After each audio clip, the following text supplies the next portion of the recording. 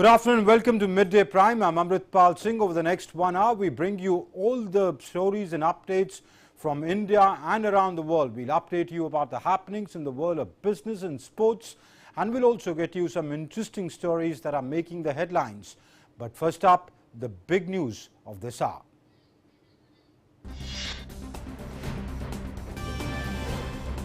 Prime Minister Modi interacts with Chief Ministers of states with high number of COVID cases. Prime Minister holds internal meeting on measures to tackle COVID-19 pandemic. Prime Minister also holds a meeting with leading oxygen manufacturers of India via video conferencing. Corporate Affairs Ministry appeals to leaders of corporate India to come forward and supplement government efforts in view of COVID surge. Ministry allows spending of corporate social responsibility funds for setting up makeshift hospitals and COVID care facilities.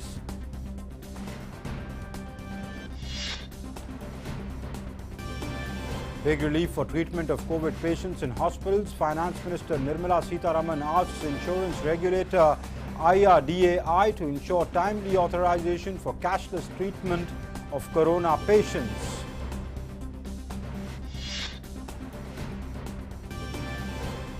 Health Ministry issues revised clinical guidelines for management of adult COVID-19 patients. More than 13.54 crore vaccine shots administered nationwide so far.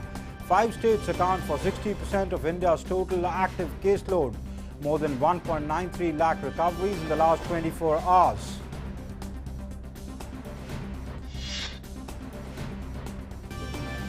In Maharashtra, 13 patients die after fire breaks out at a COVID center in Virar in Palghar district. Prime Minister Modi expresses condolences, approves ex gratia of 2 lakh rupees each from the Prime Minister's PMNRF for the next of kin of those who have lost their lives and 50,000 for seriously injured. Chief Minister Uddhav Thackeray orders immediate inquiry.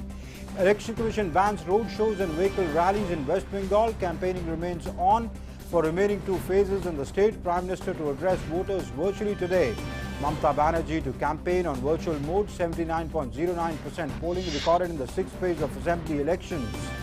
And Indian women create history at the 2021 IBA Youth Men's and Women's World Boxing Championships and campaign with 7 gold medals in Kielich in Poland. All 7 boxers Gitika, Poonam, Winka, Arundhati, Samansha and Afia finish on top of the podium. So those were the headlines we were tracking at this hour, and let's now begin the news with the big news of this hour.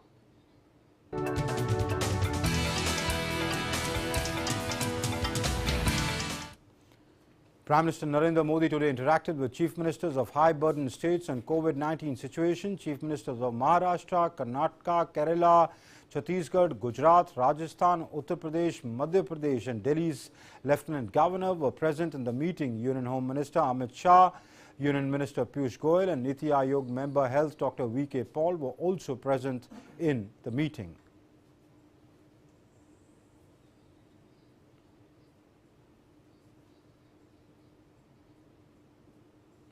And earlier, Prime Minister also held a high-level internal meeting on measures to tackle COVID-19 pandemic.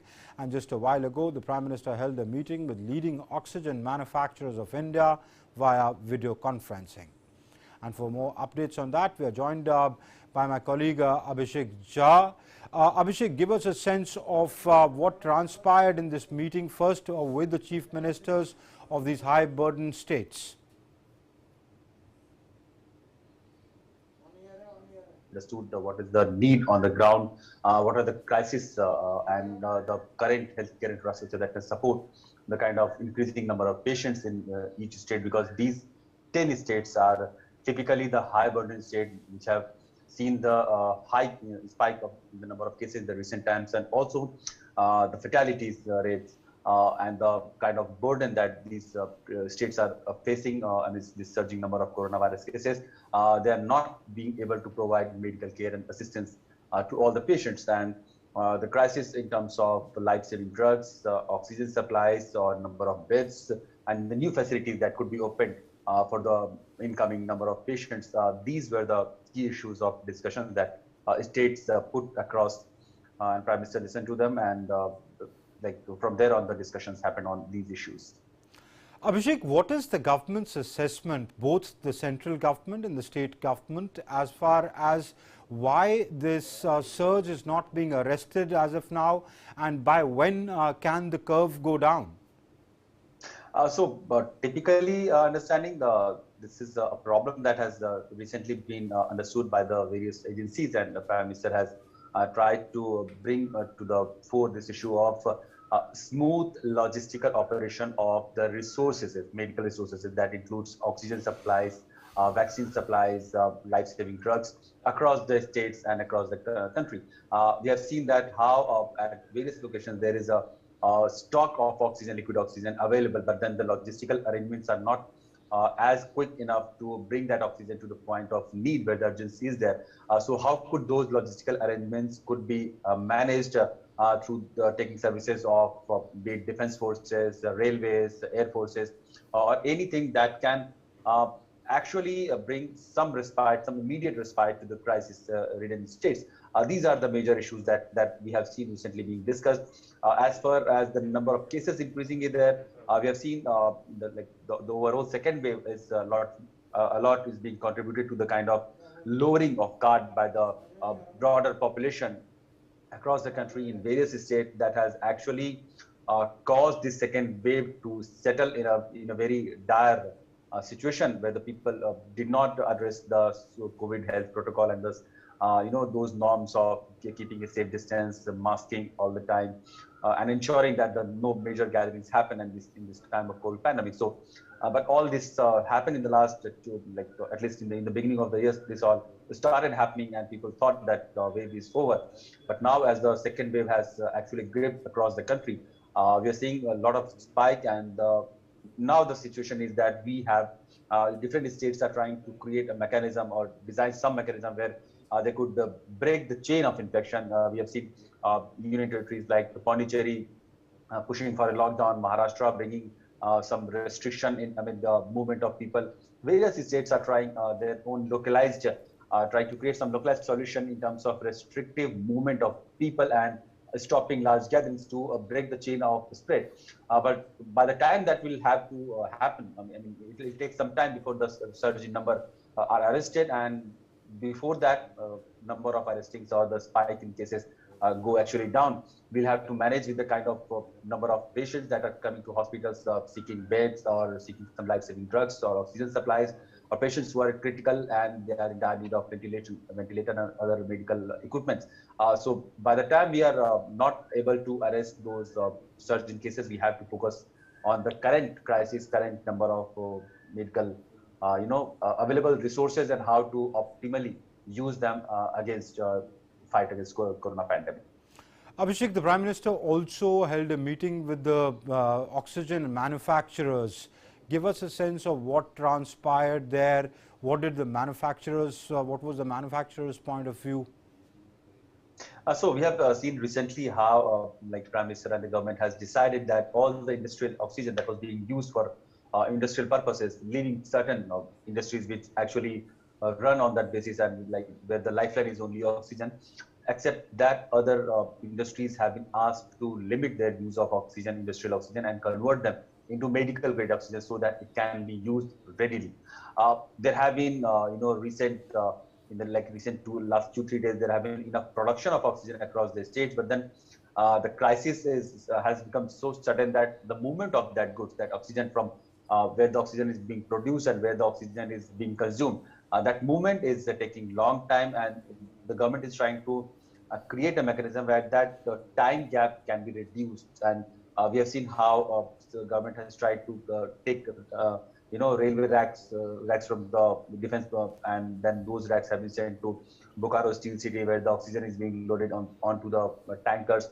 Morning also, we have seen some empty tankers being lifted by Air Force personnel to the places where there is enough stock of oxygen so that it can be brought back to the national capital. So there are enough oxygen available. Where are the points of availability? What could be the easy and quick mechanism where the refilling of this liquid oxygen can be done, and how smoothly we have seen some making some green corridor or taking some extra, going extra mile and creating some sort of logistical arrangement where the smooth and fast delivery of those liquid oxygen could be arranged till the point of consumption, that is the major hospitals across the national capital or across various states.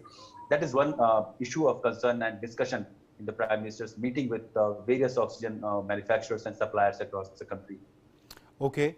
Abhishek, moving apart from the Prime Minister's meetings with the Chief Ministers and the oxygen manufacturers, let me understand from you that, how did things come to such a pass? Was it a result of bad planning that hospitals had to put up notices saying, look, we are left with just 2 hours of oxygen, creating so much panic? This was, more than a 11th hour, far beyond 11th hour firefighting. Or was it that such a surge wasn't anticipated in the first place? Where were these, what were these wrinkles that are now being ironed out at the last minute? So, Amrit, on the face of it, it looks like certain states and certain administration did take some knee-jerk reaction in anticipation of worsening cases in their part of geography.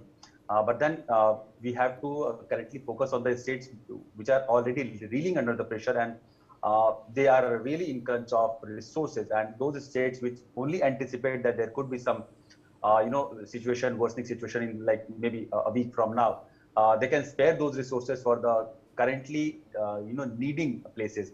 That has happened in the recently where we have seen that, in case of Haryana, there were like some oxygen tankers were reportedly stopped from being, carrying that oxygen from IOCL plant from Panipat to Delhi.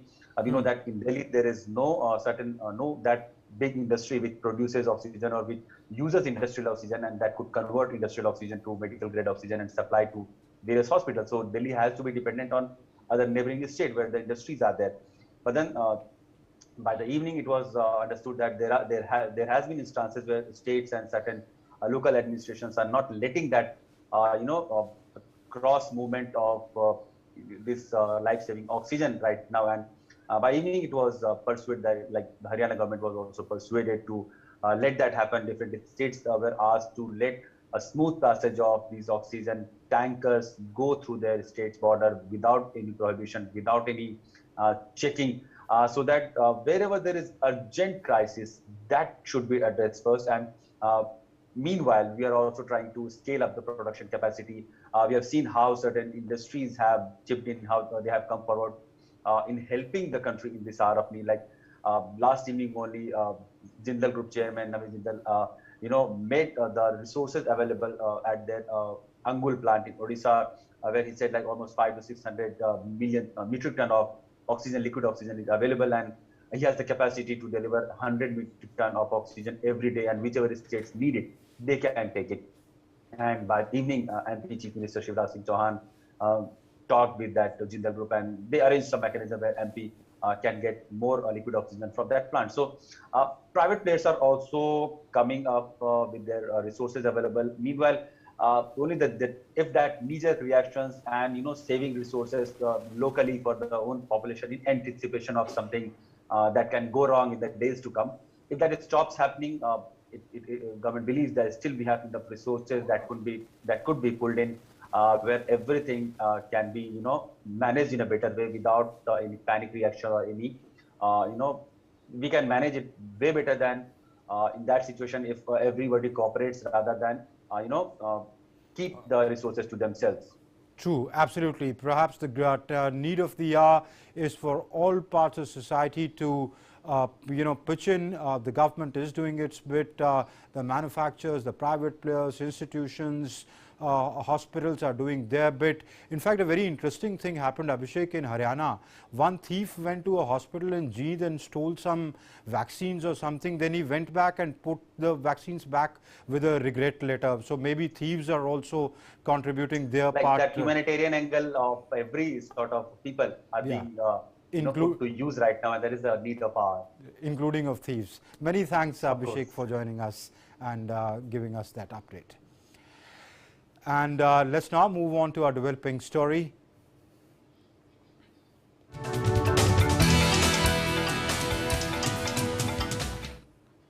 At least 13 people died in ICU after a fire broke out in Vijay Vallabh Hospital in Virar in Mumbai in the wee hours today. The incident took place around 3 a.m. Patients were rescued and shifted to nearby hospital for treatment. The fire has been doused by the department. This is not the first time a fire broke out in Maharashtra hospital treating COVID patients. Earlier this month, a fire broke out at a private hospital in Nagpur, while last month a blaze broke out at a COVID hospital in Mumbai. And for more on that, my colleague Shishir Shailar joins us. Shishir, first of all, give us an update. What is the latest on the situation there? Well, absolutely, Amrit. If you look at this unfortunate incident, nearly 13 people have lost their lives in this tragedy. These people were admitted to the Vijay Vallabh Hospital in Virar city in Palghar district, just near to Mumbai, almost 80 kilometers from Mumbai here. What we got to know from the authorities is that the fire was broke out in the AC duct, in the AC equipment. Nearly almost 90 people were admitted in this hospital, out of which 17 people were admitted in the ventilators in the ICU. When this accident, this fire broke out, these people were on the ventilators. The 17 people, out of which the information that we've received is that 13 people have lost their life. A few more people have been injured, have been taken to the nearby hospital. Immediately after the fire broke out, the hospital authority informed the fire brigade officials, the nearby fire brigade officials. They swung into action, they reached the spot, and just within a few minutes the fire was doused. But when we evaluate the entire situation here, the authority got to know that 13 people have lost their life. Obviously, this is not just a one incident that we have seen here. There are actually one more incident happened just a couple of days back in a COVID center in Nasik also, in which we have seen that 22 people have lost their life. Well, as far as this incident is concerned, the state government have already ordered an investigation into it, and the prima facie, it looks like that the fire broke out because of the shock circuit, but it has not been confirmed yet. The Chief Minister have also announced the ex gratia amount to the relatives of the deceased persons also. The central government have also extended their support here. But the main question raised here, and main question that relatives of these deceased people have been asked, that why this accident happened again and again. Well, obviously, this being the COVID center, the relatives was not able to go inside the hospital, and that's the reason they were quite panicking outside. We've got the visuals also when asking authorities that why this incident happened. Well, as I told you, that the state government have already ordered probe into it, investigation into it, and probably after the investigation we'll exactly get to know the what exact cause of this fire. All right, as you say, Shishir, that this is not the first time an incident of fire in a hospital has taken place. Now that the incident has happened, the state government has ordered a probe into it, but has there been a larger maintenance drive or some sort of a check to see that such incidents don't happen? Because right now the pressure on the hospitals, on the health infrastructure in any case, because of the surge, especially in Maharashtra, is already too much. So is there something on that account being done? Have you, has anybody in the government, state government spoken to you, spoken about that? Well, absolutely, Amrit. As far as the health infrastructure is concerned, it's really under pressure, looking at the tremendous number here. But at the same time, this is not just one of the incident. As I just mentioned, that one of the incident happened in a COVID center just a couple of days back in Nasik. Before that, also in Gondia's hospital, also we have seen that because of fire broke out and newborn babies who have lost their life. So obviously, this raises so many questions that why this incident is happening in the hospitals. The first important question is that, does the fire audit done by all these hospitals here? Well, the state government time and again have said that they will be conducting a fire audit in all these essential hospitals here. But what is the current status? It's still unknown here. They've already said that the fire audit of some of the hospitals already begun. But what is the process? How much time it will take to complete the fire audit? That's the main question here. The important aspect, another, is that the infrastructure that we're talking about, the healthcare infrastructure. While giving any permission to any hospitals here, there are a set of SOPs that need to be followed here. Now, in this case, there's also the major question raises there, the maintenance about the equipment in the hospitals. So all these questions need to take into consideration. Well, right now we have seen a lot of patients already admitted in the hospitals. Probably this is not the right time to raise this question, but obviously when this kind of incident happened, the question raised by the people also and by the authority also. Well, talking about this particular incident, the opposition in Maharashtra have raised the same question. They've asked the state government that how many audit of the hospitals have been done and what the government is doing to conduct the audit on the remaining hospitals. All right. Shishir, last question to you. So the patients who were in this hospital, have they been shifted to what hospital have they been shifted to? Have they been adjusted to other COVID hospitals? And what is the status of their treatment? Are they back into ICUs? Absolutely. Were there enough beds available in nearby hospital ICUs? Absolutely, Amrit. As far as those are 90 patients were admitted, and this incident happened in ICU. As I told you, in ICU there are 17 patients who are already on ventilators, out of which 13 people have lost their life. The rest of the people have been shifted to the oxygen have been provided by the nearby COVID centers.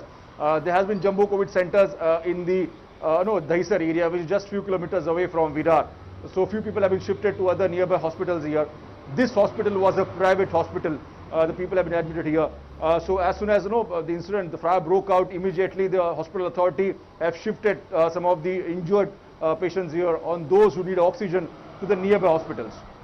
All right, Shishir, thank you very much. Appreciate your joining us and giving us that update. And Prime Minister Narendra Modi has also expressed his condolences to those who have lost their loved ones in the incident of the fire at the COVID-19 hospital in Virar. He hoped early recovery of those injured. Prime Minister Modi has approved an ex gratia of 2 lakh rupees each from the Prime Minister's National Relief Fund for the next of kin of those who have lost their lives due to the hospital fire at Virar in Maharashtra, and 50,000 to those seriously injured. And Maharashtra Chief Minister Uddhav Thackeray has also expressed deep sorrow over the death of patients in the fire at the Vijay Vallabh Hospital in Virar. After learning about the fire, Uddhav Thackeray spoke with the concerned officials and asked them to first prioritize extinguishing the fire completely and ensuring the treatment of other patients continues. The Maharashtra CM has also ordered proper investigation to ascertain the cause of fire. He even directed the administration to immediately inquire whether the fire safety was adequate in the hospital. And it's time for us to slip into a short commercial break. We'll be back in a moment. Keep watching Midday Prime.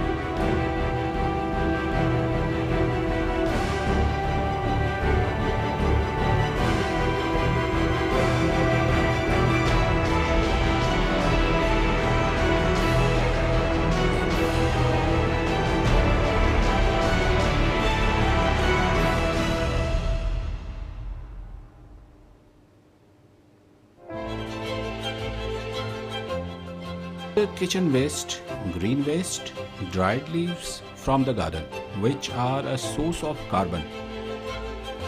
The money we received from the government added to our savings all went into the rice mill. I was into athletics before going in for judo, which really attracted me. It is a wonderful sport for girls and very beneficial.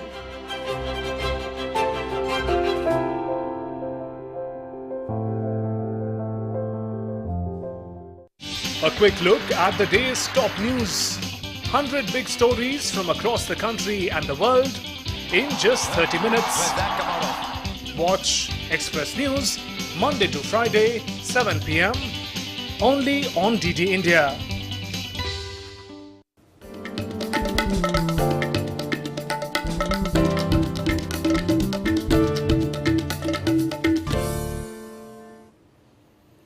Welcome back, and moving on to our National Prime segment now.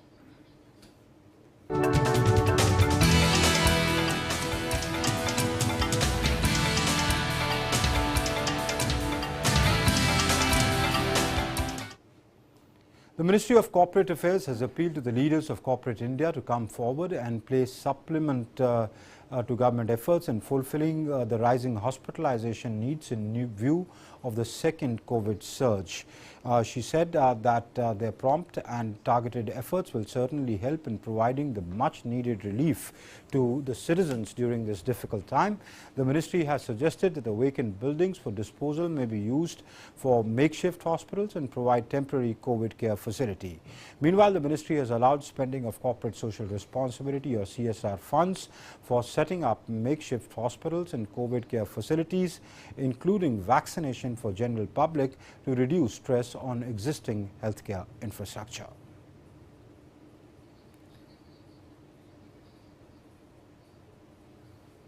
And amid reports of hospitals denying cashless facility, the regulator has stepped in. Insurance regulator IRDAI has asked health insurance companies to ensure that policyholders entitled to cashless treatment are extended the facility by all hospitals that have agreed to provide the same. It is also clarified by the IRDAI that where insurers have an arrangement with hospitals for providing cashless facilities, such network hospitals are obligated to provide cashless treatment for all treatments, including the treatment for COVID-19. IRDAI's statement followed reports of some hospitals not granting cashless facility for COVID-19 treatment. And the Union Finance Minister Nirmala Sitharaman had tweeted, and I quote, reports are being received of some hospitals denying cashless insurance. Finance Minister Nirmala Sitharaman on Thursday also spoke to the chairman of IRDAI, S.C. Kuntia, and asked him to act immediately to address the complaints of denial of cashless claims by insurance companies. The finance minister further stated that in March 2020, COVID was included as part of comprehensive health insurance.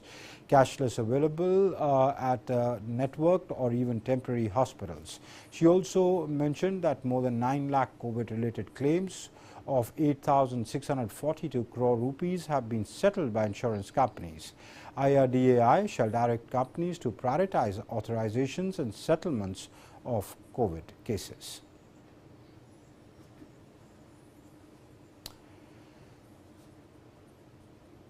The government has issued new guidelines for treatment of COVID-19 cases among adults. The guidelines issued suggested specific treatments based on the seriousness of the patient, that's mild case, moderate case and severe case. In case of treatment for mild COVID-19 cases, which can be identified with the patient having upper respiratory tract symptoms and or fever without shortness of breath or hypoxia, such patients can be treated in home isolation and care. Patients must ensure physical distancing, indoor mask use, strict hand hygiene and stay in contact with treating physician. They must also monitor temperature and oxygen saturation.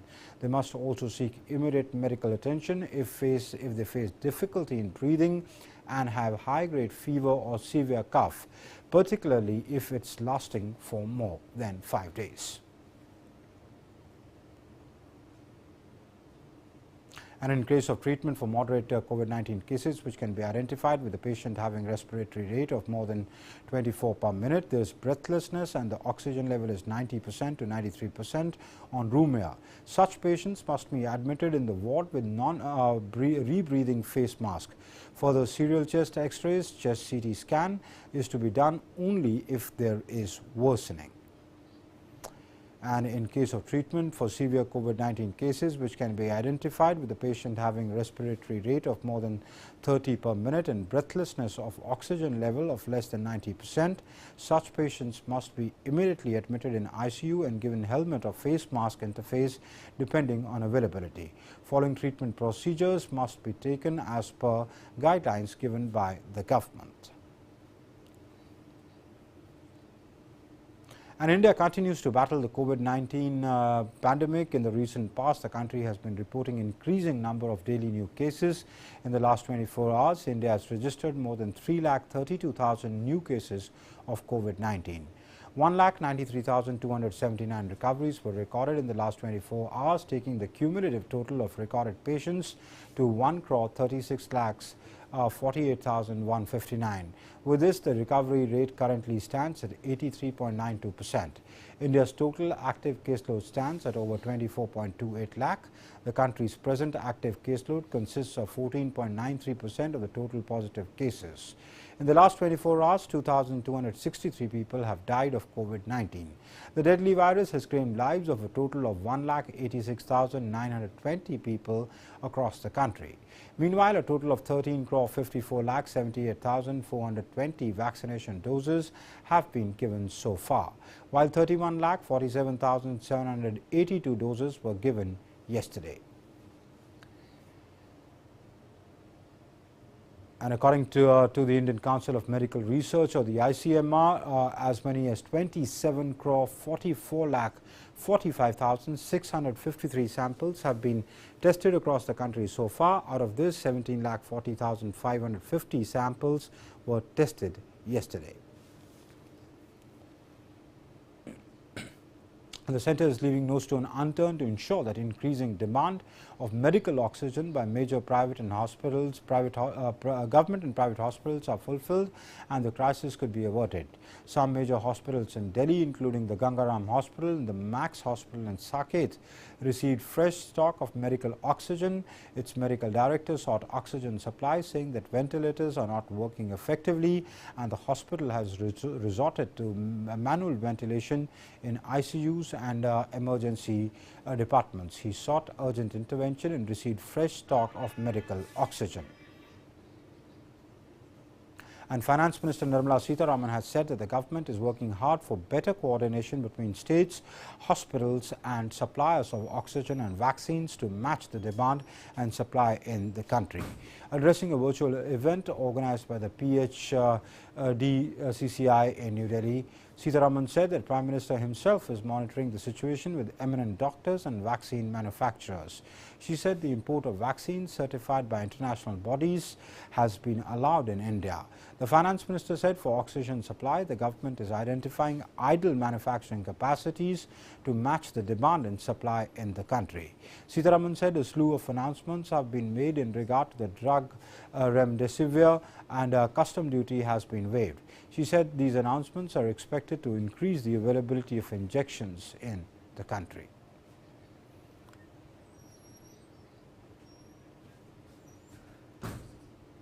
And the Indian Air Force has roped in transport oxygen, has been roped in to transport oxygen tanks. C-17 and IL-76 aircraft of the Indian Air Force have started airlifting big oxygen tankers from their place of use to the filling stations across the country to speed up distribution of the much needed oxygen. Two C-17 Globemasters airlifted two empty Linde cryogenic oxygen containers, and one IL-76 airlifted one empty inox container to Panagarh. And my colleague Taposh Bhattacharya now joins us for more on the situation. Taposh, first of all, tell us, let's begin with Delhi. What is the oxygen situation in Delhi right now? Is there enough oxygen in the city for the hospitals here? Not exactly, Amritpal, and that is the worrisome factor, considering the fact that Delhi has seen a remarkable rise in the number of cases, especially the new cases in the last 1 week. If you take an average of the cases, it's almost like more than 23,000 cases every single day, and the fatality rate has also increased with a positivity rate somewhere hovering in the region of 30%. What it means is that almost every third person, every third individual who is getting tested is a positive, and many of these people in this particular second wave is requiring the oxygen dosage. And we've been talking to a few of the hospitals, the big hospitals in the national capital. They have said earlier, yesterday also, even today, they said that they're really running low on the oxygen. Although the SOS that has been sent by yesterday has seen that the government has swung into action. In fact, Delhi police has escorted a number of oxygen vehicle and has managed to avert major crisis. But the fact of the matter is that the Delhi,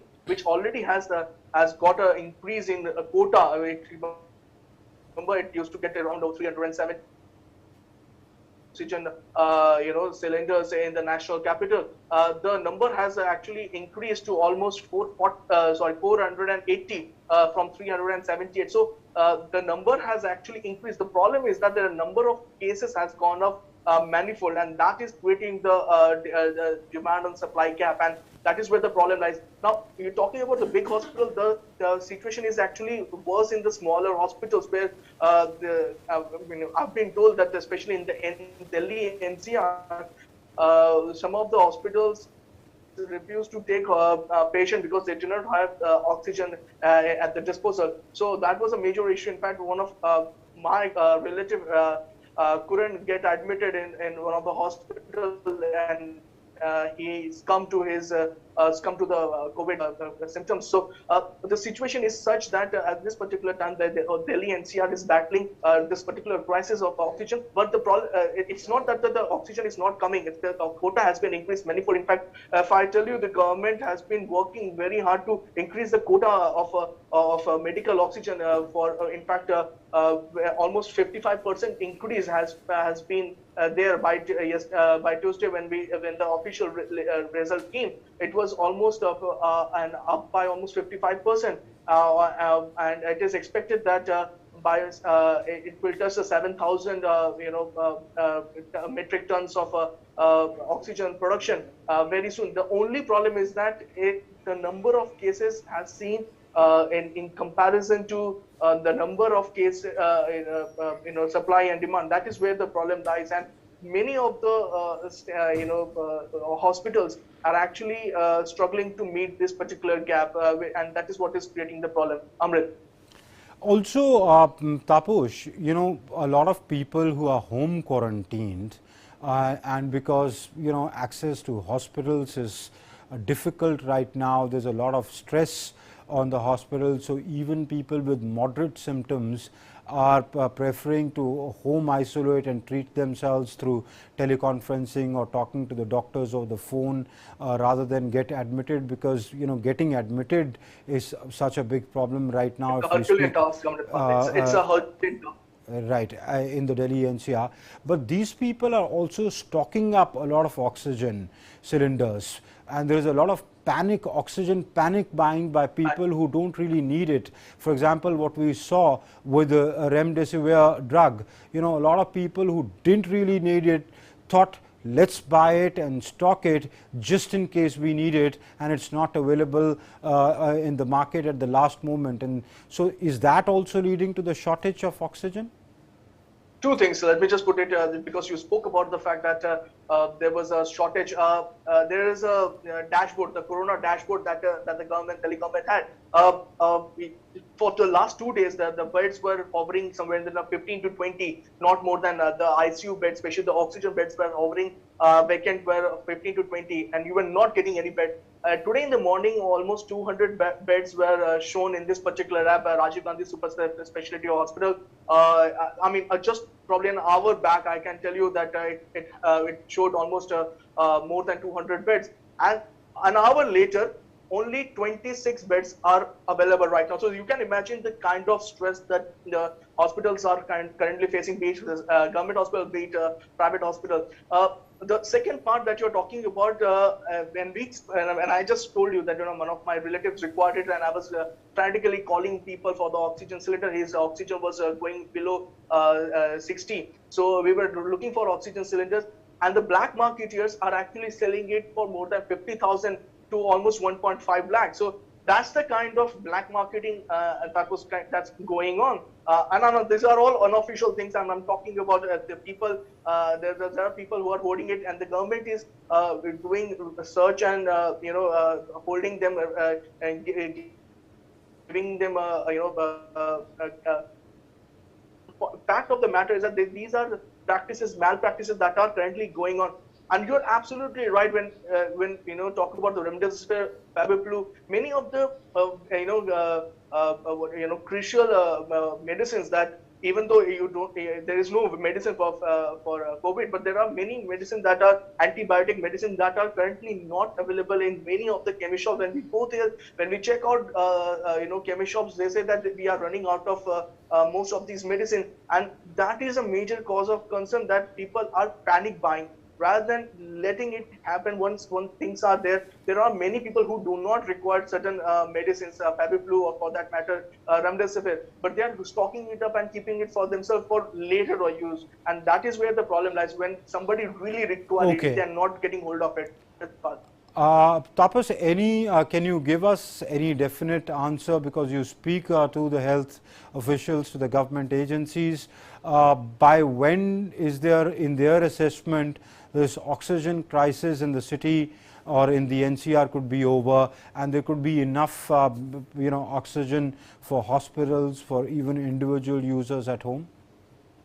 Well, there is no definitive answer, Amritpal, but I can tell you that it will take at least a week before the supply can be smoothened out for a bit. In fact, we've been told that a large part of Delhi's oxygen requirement are going to probably come from Odisha. So they are working out the modalities. Delhi is trying to get oxygen from other places. The UP, in fact, is also battling the oxygen crisis. In fact, for many of the small hospitals are running short on that. So they are also trying to get the oxygen supply from, let's say, from Maharashtra or some other places. So they're working on tandem. The only problem is that currently the supply-demand gap is too much, and it will take at least a week before things can be sorted out. There are many problems that are currently facing, not just the oxygen crisis. Obviously, there is a crisis of oxygen in the national capital, also in Delhi NCR, but also the problem of paucity of doctors, and they've been working almost a year, more than a year now, continuously, and there is a paucity of doctors, there is a paucity of the infrastructure, which is already, this particular second wave is actually making the health infrastructure crumbling. And it is a humble request to everybody that if your oxygen level is less than almost there in over 90, you do not need to go to the hospital to get admitted. It is better that you stay home, isolate yourself, and follow the protocol that has been there. You can get well quite easily. The only problem is that people whose oxygen level goes below 90, they need to be admitted in a hospital, because once that happens, their oxygen levels start going down quite drastically, and they require oxygen immediately. So those are the major things that one has to keep in mind. Also, a better judgment, better management needs to be done in all the hospitals, all Delhi and NCR. That the auditing has to be done. The government has already started the process of auditing the oxygen level and auditing the beds that are available, and that probably will go a long way in helping that. There are two major decisions, Amritpal, that has been taken by the central government, and I believe that will go a long way in helping the common man. The first and foremost is telling the hospital to go cashless, because we've been told that many of the hospitals are charging exorbitant amount of money, cash money from the patient, and once that happens, it's already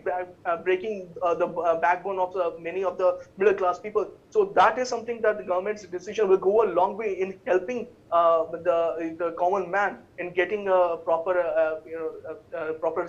this thing in the hospital. Now, the second part that happened is about providing coming to the CSR fund and telling the corporates to set up the COVID center. That I also believe will go a long way in soothing the what you call the currently the situation in the country, especially in the national capital, where there is hardly much of a COVID care center left. And if these corporate comes together, it will help the needy to reach there and get the best of the facilities with the CSR fund. So these two are very important part. Already, Prime Minister is talking to the manufacturers of oxygen manufacturers, and hopefully in the days to come we will see a rise in the situation petering out. Absolutely. Yes, absolutely. Thank you, Taposh. That's all the time we have for. Thank you for joining us and giving us that update. And changing tack now to going to West Bengal, campaigning for the 7th and the 8th phases of assembly elections in West Bengal has gained momentum. In the 7th phase polls, 36 seats will go to polls on the 26th of this month, and the 8th and the final phase, 35 constituencies will go to polls on the 29th of April. The counting of votes will take place on the 2nd of May. The Prime Minister will address people of West Bengal virtually. Prime Minister Modi will address public rallies via VC in Malda, Murshidabad, Bardhaman and Kolkata, while TMC Chief Mamata Banerjee will also address rallies virtually.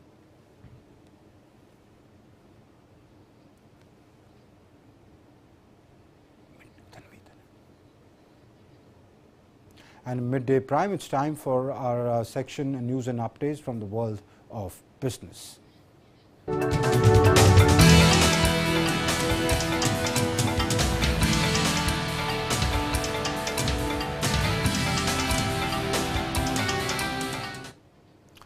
And to give us more on that, my colleague Tanvi Taneja joins us. Tanvi, hi, how are you? How are you doing in these tough times, and how are businesses and the economy doing in these times? Give us a sense of that.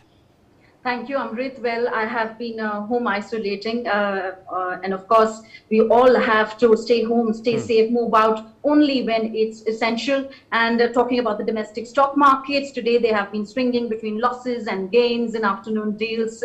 So the Sensex at the Bombay Stock Exchange had lost 281 points to 47,799 a short while ago. The Nifty at the National Stock Exchange had shed 94 points to 14,313. The broader market has outperformed, with the BSE Mid-Cap Index climbing 0.8% and the Small Cap Index gaining 1%. The top index losers are Dr. Reddy's Labs today, Cipla, Shree Cements and Hindustan Unilever, with losses of between 1.4 and 2%. The top index gainers are Power Grid Corporation. Power Grid Corporation shares have risen over 4% in afternoon deals.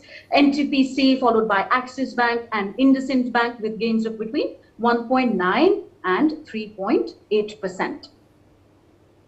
Next, talking about the forex market, the rupee recovered from initial weakness and advanced 16 paise to 74 rupees at 78 paise in afternoon deals. On Thursday, the Indian currency had closed at 74.94 against the US dollar. Next, shifting our attention to the multi-commodity exchange, gold had weakened 52 rupees to 47,720 rupees per 10 grams. Silver had dropped 398 rupees to 68,820 rupees per kilo.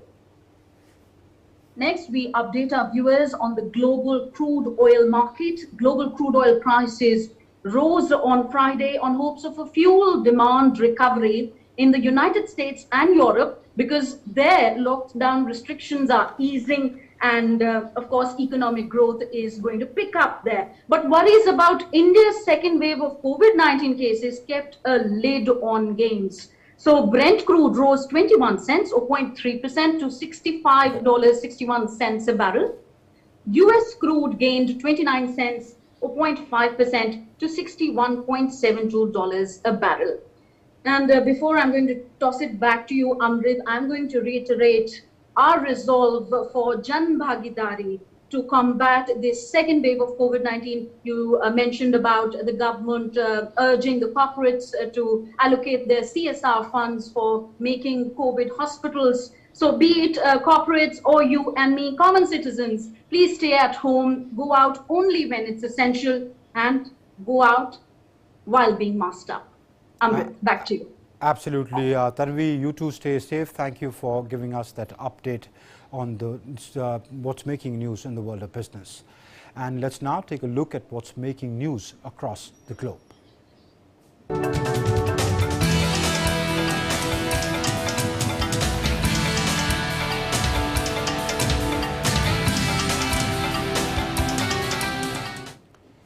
NATO Secretary General Jens Stoltenberg addressed a global climate summit on Thursday. In a statement, Stoltenberg said that global warming is making the world more dangerous. He added that floods, forest fires and droughts increase competition for scarce resources and fuel tensions and conflict, and that critical infrastructure is exposed to rising sea levels and more extreme weather. I see three areas where NATO has an important role to play in addressing climate change. First, understand. We must understand the problem so we can better address it. Second, adapt. NATO must adapt so we can continue to operate in all conditions. So climate change affects where and how we operate. We will therefore conduct an alliance-wide assessment of the impact of climate change on NATO assets and installations. And the Global Climate Summit, hosted by US President Joe Biden, is an event meant to resurrect US leadership in the fight against global warming after former President Donald Trump withdrew the country from international efforts to cut emissions. Well, the US Senate, with overwhelming bipartisan support on Thursday, passed a hate crimes bill to address a drastic rise in violence and discrimination against Asian Americans during the COVID-19 pandemic. The bill passed 94-1, with Missouri Senator Josh Hawley the only no vote. It must pass the House of Representatives, where Democrats hold a clear majority. President Biden has called for the passage. Reports of violence against Asian Americans have risen since the beginning of the coronavirus pandemic.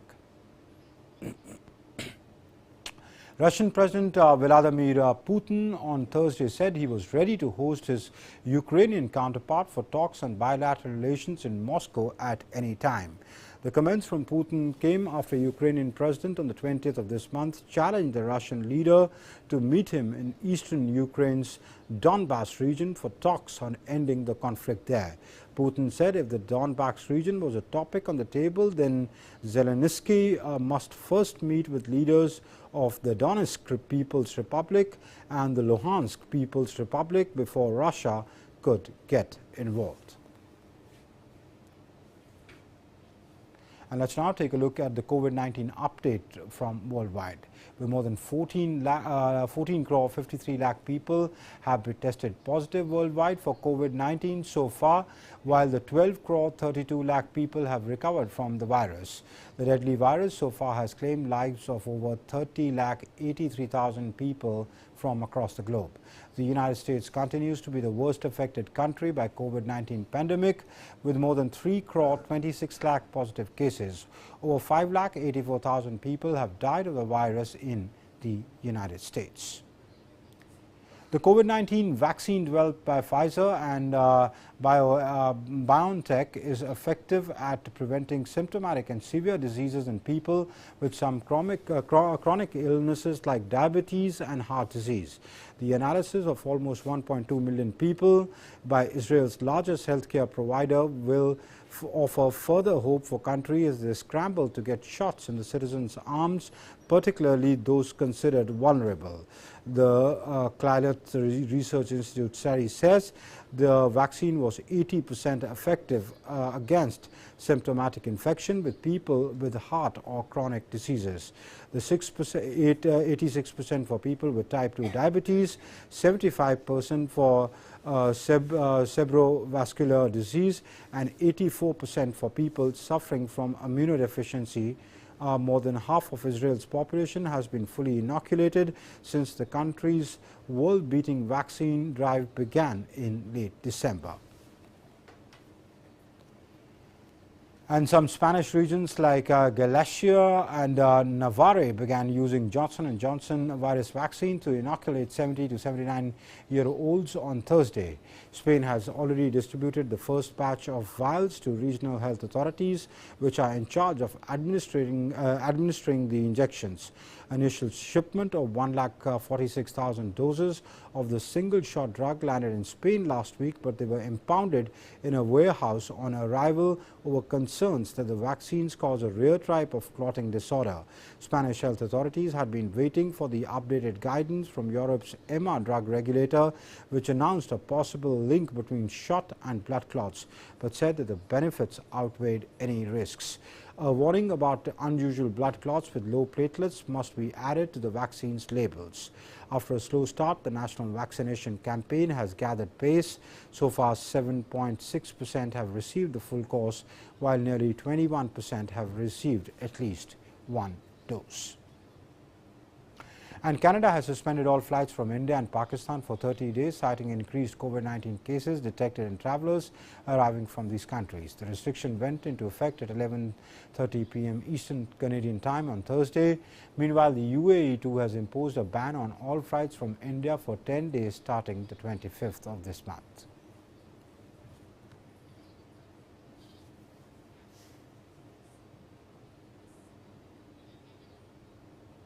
And now it's time for us to take a look at stories from the world of sports.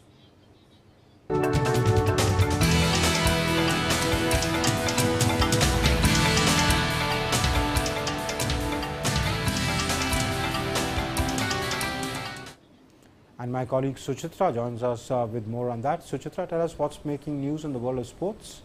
Thank you, Amrit. Let's start with boxing first. Indian women boxers have put up sensational performances as they created history at the 2021 IBA Youth Men's and Women's World Boxing Championships and concluded their campaign on highly successful note with 7 gold medals in Poland. All the women finalists in action, Geetika, Baby Rosie Sana Chanu, Poonam, Vinka, Arundhati Chaudhary, T. Sana Macha Chanu and Alfia Pathan registered victories and finished on the top of the podium. Previously, Indian women had won 5 gold medals during the 2017 edition of Youth World Championships held in Guwahati. India women's team also finished as #1 team in the ongoing championship ahead of Russia with 7 gold medals. Devdutt Padikkal hit an unbeaten 101 as Royal Challengers Bangalore defeated Rajasthan Royals by 10 wickets in the Indian Premier League. The 20-year-old's innings came off only 52 balls as RCB reached their target of 178 with 3.3 overs to spare. RCB captain Virat Kohli scored 72 not out. Kohli also became the first man to reach 6,000 runs in IPL. Earlier, Royals posted 177 for 9 from 20 overs. Top of the table RCB have now won all 4 of their matches in this season's IPL. 20-time Grand Slam winner Nadal has entered the quarterfinals of the Barcelona Open. Nadal defeated Japan's Kei Nishikori 6-0, 2-6, 6-2 to set up a meeting with Britain's Cameron Norrie. This will be Nadal's second meeting with Norrie. The Spanish world number 3 beat Norrie in the 3rd round of the Australian Open in February. Nadal is looking to claim a 12th Barcelona Open title. On to football. Lionel Messi scored 2 goals as Barcelona beat Getafe to climb to 3rd in the La Liga table, 2 points behind 2nd place Real Madrid. Messi broke the deadlock before Getafe equalized through Clement Lenglet's own goal. A mix-up between Sofian Chakla and keeper David Soria restored Barca's lead and Messi made it 3-1. Unal's penalty gave Getafe hope, but goals by Ronald and Griezmann sealed the points. Barcelona are 5 points behind leaders Atletico Madrid, who they host on 8th May, but have 1 game in hand. And Atletico Madrid returned to the top of La Liga with a 2-0 win over Huesca 24 hours after withdrawing from the European Super League. Real Madrid had replaced neighbours Atletico at the summit after a 3-0 win over Cadiz on Wednesday. Goals by Angel Correa and Yannick Carrasco held Atletico see off struggling Huesca. Diego Simeone's side are 3 points clear at the top with 6 games remaining. Atletico had apologized to fans for causing confusion after ending their involvement in the breakaway European Super League. They are chasing a first La Liga title since 2014, but still have to play title rivals Barcelona away on 8th May. So those were some sports updates. Back to you, Amrit. Well, thank you, Suchitra, for that. And that's it then in Midday Prime for today. We'll be back on Monday with more on that. But remember, stay home. Do not step out unless absolutely necessary, and if you have to, wear this mask. This is your only effective protection against the deadly coronavirus. So wear it all the time, especially when you go out. Thanks for watching. Namaskar.